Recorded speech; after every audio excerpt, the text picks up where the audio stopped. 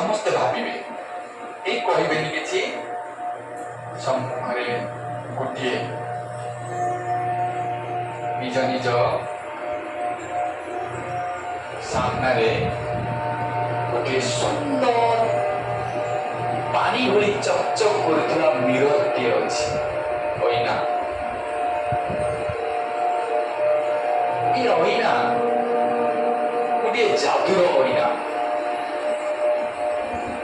ଏଥିରେ ମୋ ମୁହଁ ପରିଷ୍କାର ଦେଖାଯାଉଛି, ଏକଦମ ପରିଷ୍କାର।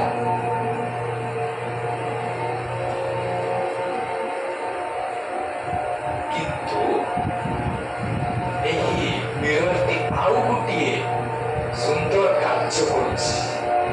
ସେ କାର୍ଯ୍ୟଟି ହେଉଛି, ମୋ ମନରେ ଯାହା ନେଉଛି, ଯାହା ଚିନ୍ତନ କରୁଛି, ଏହା ତାର ମିରରରେ ଦେଖେଇ ଦେଉଛି। ଏହା ହେଉଛି ଚମତ୍କାର। ଏ ମିରରର ନାମ ହେଉଛି ଭବିଷ୍ୟତ ମିରର। ମୁଁ ବର୍ତ୍ତମାନରେ ଯାହା ଚିନ୍ତା କରୁଛି, এই ମିରରରେ ତାହା ଭବିଷ୍ୟତ ରୂପରେ ରେକର୍ଡ ହେଇଯାଉଛି।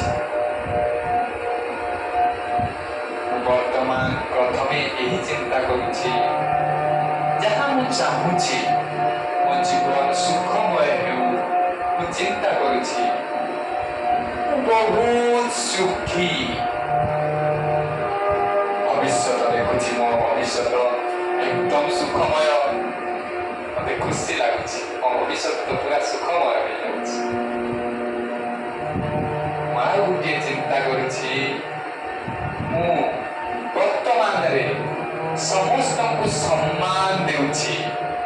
ଆରେ ବାଃ, ମୁଁ ଦର୍ପଣରେ ଦେଖୁଛି ଭବିଷ୍ୟତରେ ମତେ ସମସ୍ତେ ସମ୍ମାନ ଦେଉଛନ୍ତି, ମୋର ଜୟ ଜୟକାର କରୁଛନ୍ତି। କାରଣ ମୁଁ ବର୍ତ୍ତମାନରେ ସମସ୍ତଙ୍କୁ ସମ୍ମାନ ଦେଉଛି। ମୁଁ ବର୍ତ୍ତମାନରେ ଯାହା ପଢୁଛି ସବୁ ମନେ ରହୁଛି। କାରଣ ମୁଁ ଜାଣିଗଲି, ମୁଁ ବର୍ତ୍ତମାନକୁ ଧ୍ୟାନ ଦେଲାରୁ ମୋ ଭବିଷ୍ୟତରେ ମୁଁ ବହୁତ ପ୍ରତିଷ୍ଠିତ ହେଇଯାଉଛି। ମୁଁ ଆଉ ଗୋଟିଏ ନେଉଛି,